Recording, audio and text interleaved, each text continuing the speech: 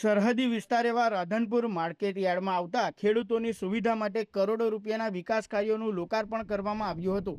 ખેડૂતોને કોઈ તકલીફ ન પડે તે માટે ₹1.25 કરોડના ખર્ચે ઓફિસ બિલ્ડિંગ, ₹7.91 લાખના ખર્ચે ખેડૂત આરામ ગૃહ અને ખેડૂતોનો પાક પલળે નહીં તે માટે ₹1.62 લાખના ખર્ચે ઓપ્શન શેડ ખુલ્લો મૂકવામાં આવ્યો છે. આ ઉપરાંત બેન્કિંગ વ્યવહારો માટે ખેડૂતોને બહાર ન જવું પડે તે હેતુથી યાર્ડની અંદર જ બનાસ બેંકની નવી શાખાનું ઉદ્ઘાટન કરવામાં આવ્યું છે. આ તમામ કાર્યોનું લોકાર્પણ ગુજરાત વિધાનસભાના અધ્યક્ષ શંકર ચૌધરી અને કેબિનેટ મંત્રી જીતુ વાઘાણીના હસ્તે કરવામાં આવ્યું હતું. આ પ્રસંગે ઉપસ્થિત મહાનુભાવોના હસ્તે વિવિધ ખેડૂત લાભાર્થીઓને સહાયના ચેકનું વિતરણ કરવામાં આવ્યું હતું. મોટી સંખ્યામાં હાજર રહેલા ખેડૂતો અને વેપારીઓને નવીન સુવિધાઓ તેમજ શેડ મળતા ખુશી વ્યક્ત કરી હતી. મારે અભિનંદન આપવા પડે રાજ્ય સરકાર, માન્ય મુખ્યમંત્રી શ્રી ભૂપેન્દ્રભાઈ પટેલ અને માન્ય મંત્રી શ્રી કૃષિ મંત્રી જીતુભાઈ વાઘાણીજીને બંનેને કે એમણે માઇક્રો ઇરિગેશન માટે સબસિડીની અંદર ડ્રીપ અને સ્પ્રિંકલરમાં ખૂબ મોટો વધારો કરવાનો નિર્ણય કર્યો. ખાસ કરીને જ્યાં પાણીની અછત છે એ વિસ્તાર માટે આશીર્વાદરૂપ સાબિત થશે. અને બીજું, જમીનનો ક્ષાર જે ઉપર આવે છે ઇરિગેશનને કારણે એ પણ આ ડ્રીપના કારણે કરીને બહુ સારું થશે.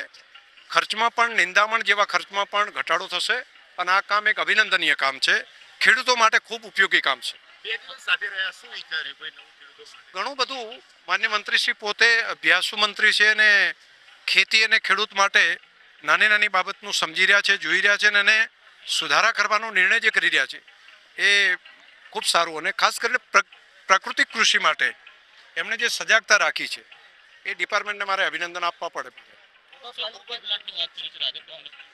રાધનપુરની અંદર પણ એક નવો ગોબર ગેસનો પ્લાન્ટ એ બનાવવાનો નિર્ણય બનાસ ડેરીએ કર્યો છે. માની મોદી સાહેબને આભારી સમગ્ર ઉત્તર ગુજરાતની ધરતી એ સુજલામ સુફલામ માં નર્મદાના નીર એ ફળફળ વહેતા થયા છે ત્યારે એ નવપલ્લવિત ધરતી બની છે.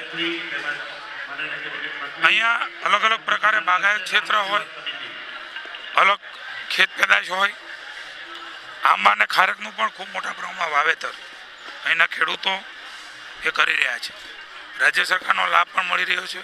માની ભૂપેન્દ્રભાઈના નેતૃત્વની અંદર અમારા વિભાગ દ્વારા પણ અનેકવિધ યોજનાઓ સહકારી ક્ષેત્રની, કૃષિ વિભાગની, પશુપાલનની, આ બધાનો લાભ એ ખેડૂતને મળે એમના માટે પણ વ્યવસ્થા સરકારે કરી છે.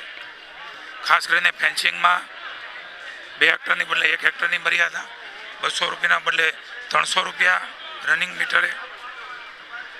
પોતાની વાડીની અંદર કોઈ શેડ બનાવવો હોય તો 300 ફૂટમાં 1 લાખ મળતા હતા, હવે 600 ફૂટમાં 2 લાખ મળશે. સ્પ્રિંકલર માટે, ડીપ ઇરિગેશન માટે તમામ પ્રકારે અલગ અલગ સુવિધાનો લાભ અલગ અલગ વિભાગોનો મળી રહ્યો છે. ત્યારે મને આનંદ છે કે પ્રાકૃતિક ખેતી તરફ પણ માની મોદી સાહેબ, માની ભૂપેન્દ્રભાઈ મુખ્યમંત્રી શ્રી અને મહામહિમ રાજ્યપાલ આદરણીય શંકરભાઈ સમગ્ર પ્રાકૃતિક ખેતી એ પોતાની વાડીમાં કરી રહ્યા છે. વાડીમાં, ખાટલામાં અમે બંને ઉપર આકાશ અને નીચે ધરતી